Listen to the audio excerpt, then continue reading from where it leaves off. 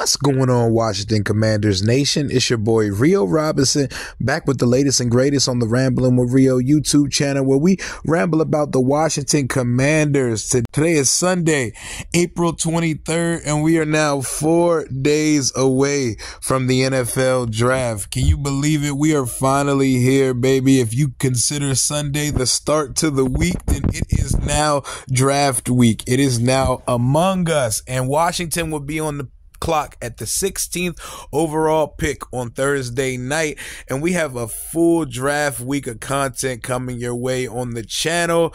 How are you guys feeling on this Sunday morning? Ready? I'm hyped. The NFL draft gets me so giddy, and it is the climax and finish to an off season, because after this we get to business. Then there's rookie mini camp, there's the OTAs, there's the mini camp, and then there's training camp. So technically this is the big finish of the off season, and what a spectacle it is. No other sport gives it to you like the NFL does, with all the storylines that happens on draft day. Seeing why guys fall down the board, seeing the anguish of a guy sitting in the green room for 4 or 5 hours waiting for his name to be called.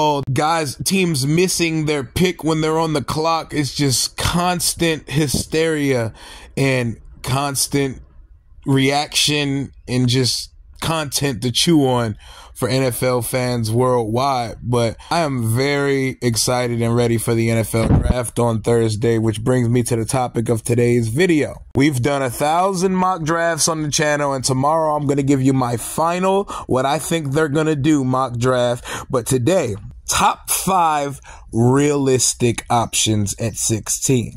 And when I say realistic option, players that will most likely be on the board. We're not talking pipe dream. We're not talking guy that slides to 16 who's not supposed to be there.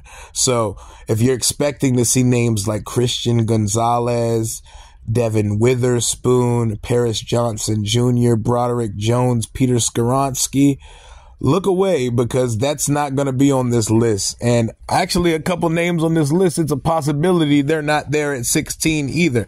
I'm looking at it from a realistic standpoint. Washington picked 16th, which is the exact midpoint of the NFL draft. There's only 31 picks in this first round because the Dolphins lost a pick for tampering, but we are the direct midpoint spot of the first round.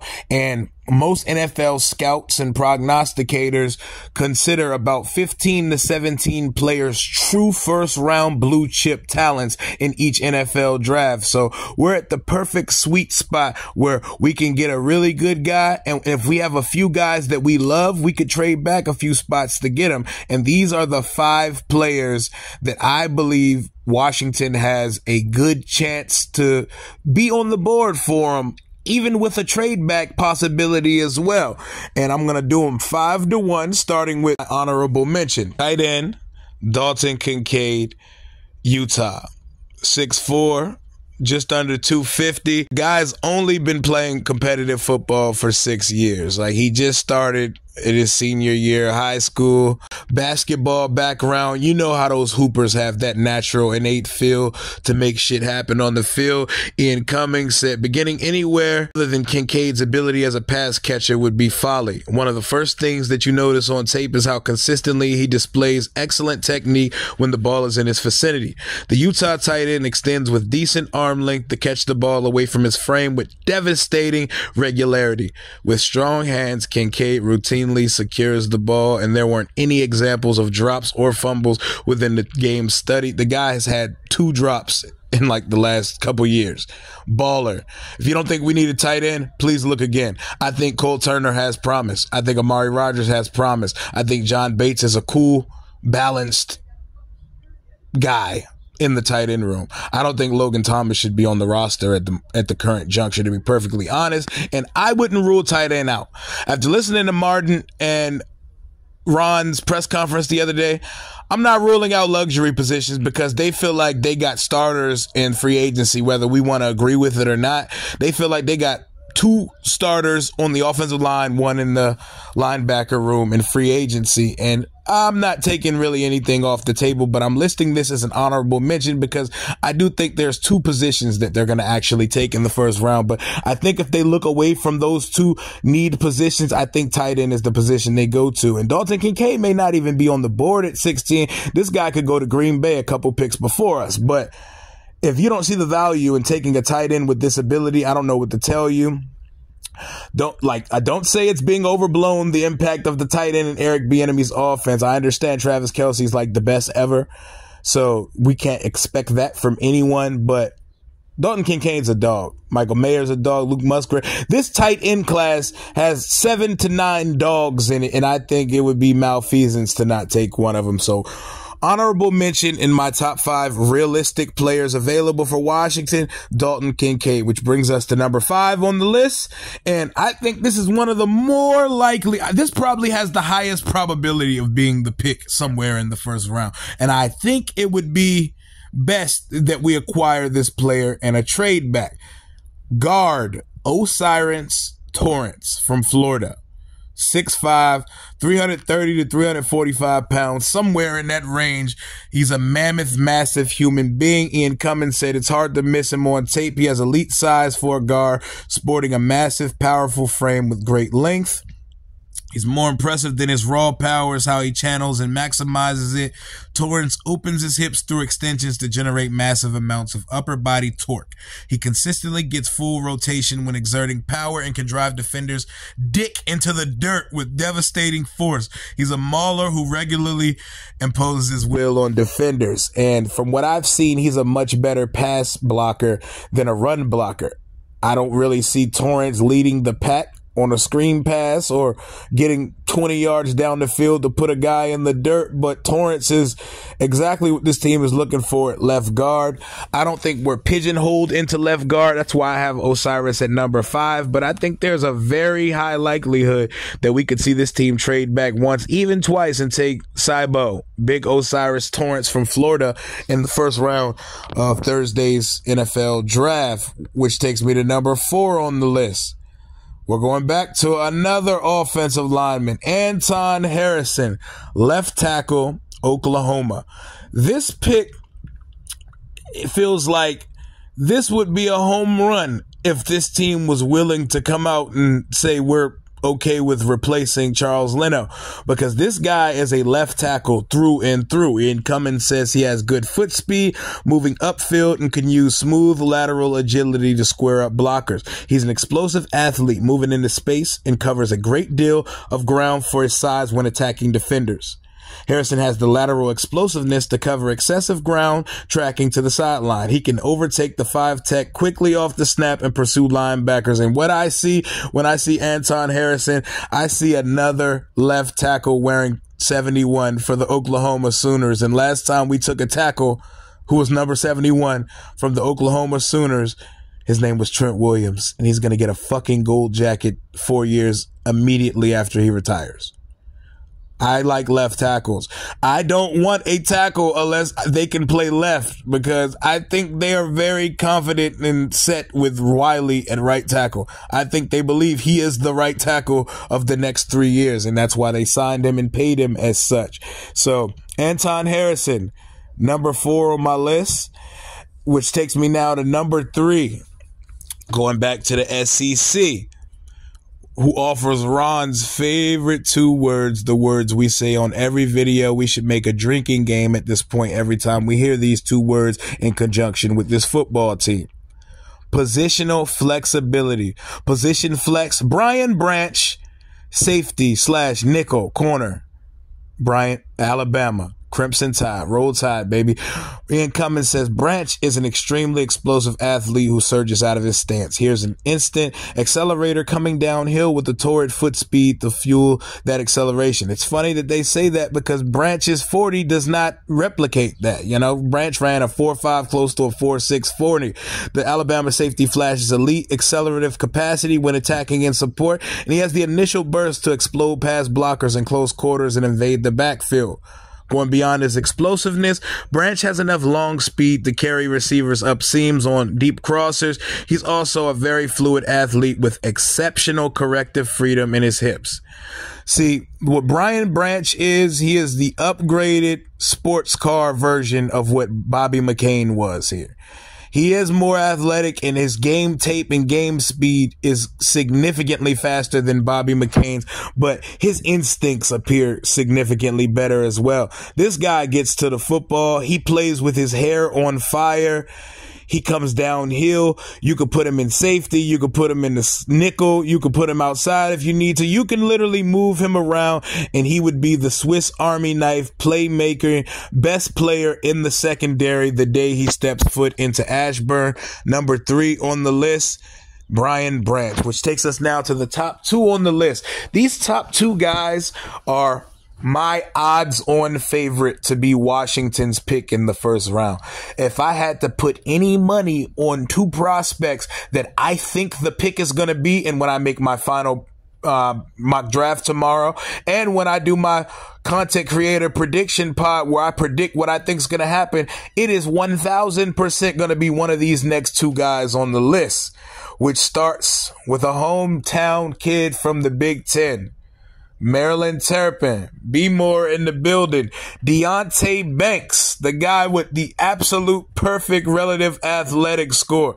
6'1", just under 200 pounds, 4'3" speed, perfect hips, perfect feet, lean, compact frame with good mass and above average length. He does everything, and he also offers our favorite 2 words. Say it with me, guys. Position flex. The dude has burst, explosiveness, and my main attribute of a player that we add to this secondary in this 2023 draft is we need a guy that can run, a guy with juice, a guy that can run step for step, toe for toe with these fast, explosive ass receivers in this league. With the fastest guy in our cornerback room now is what, a 4.5? Benjamin St. Juste. Kendall Fuller, while he finishes season greats, for the first 2 months of every season, he's rotisserie barbecue chicken and does not have the foot speed to run with some of the elite receivers in this league. And we need a guy who could play inside and outside to throw right into the lineup. And I think Deontay Banks can be a lockdown starting outside corner, or you could put him in the nickel. You could drop him in the safety. You could play him all over the fucking field. And I need that juice in the room, man. I need that speed. We need it. We have a need for speed in the cornerback room, and it's time that we add some. Deontay Banks, my number 2 most realistic prospect for the Washington Commanders. He was the only guy that didn't come to the local combine, you know. He did meet with the team. We don't know if it was a top 30 or just a Zoom meeting, but, you know, Washington likes to play the, if we didn't interview him, then we don't have any questions about the guy. I don't imagine you have too many questions about Deontay Banks, and I would argue that Deontay Banks had the best outing against the number 1 receiver in the country, who's going to be a top 3 pick in next year's NFL draft, Mr. Marvin Harrison Jr. out of Ohio State. You want to watch a cornerback go toe for toe with the best receiver prospect in the nation? Watch Maryland versus Ohio State and watch number 3 lined up against Marvin Harrison Jr. The boy went to work, which takes us to number 1. The player who I see Washington drafting either at 16 or via trade back if he does not go before us, because as we've drawn closer to the draft, his name has been making waves. His name has been hopping up boards, and it's been rumored. It's been as high as pick 9 to the Chicago Bears. It is right tackle Darnell Wright, Tennessee. 6'5", 335 pounds, and the boy can move. He's a dog. Look at the way that he conducts his social media movement. He's a dog through and through, on and off the field. Ian Cummings right up on him on Pro Football Network says ever since Darnell Wright put on a helmet, he's been on a collision course with the NFL draft. He was a 5-star prospect and top 5 overall recruit coming out of high school in 2019. He had scholarship offers from all of the blue bloods: Alabama, Georgia, Ohio Ohio State, Clemson, but instead chose to play for the University of Tennessee. Since arriving at Tennessee, Darnell has kept climbing. He started 7 games and played in 11 as a true freshman, earning all SEC freshman honors, then became a full-time starter at right tackle in 2020, and in 2021 he moved to the blind side, starting all 13 games at the left tackle spot. So we've seen this guy play left tackle. We've seen this guy play right tackle. Say it with me one more time and take a shot after doing so. Position flex. But this guy, I think he can easily hop in at left tackle for us. Dog, this is a put your dick in the dirt type of tackle. He's nasty, and the best display of such is a guy he absolutely neutralized and wiped out of the game film when they played Alabama. Yes, I'm talking about a guy that is projected to go top 4 in the NFL draft coming up on Thursday. Will Anderson, the #1 edge rusher in the 2023 class. Darnell Wright made him lunch. Made him his lunch when they played Alabama. He took him completely off the tape. If you were to just flip on Will Anderson's Tennessee tape, you would not think this is a first-round prospect in this draft class. Baller. Gets out an athletic.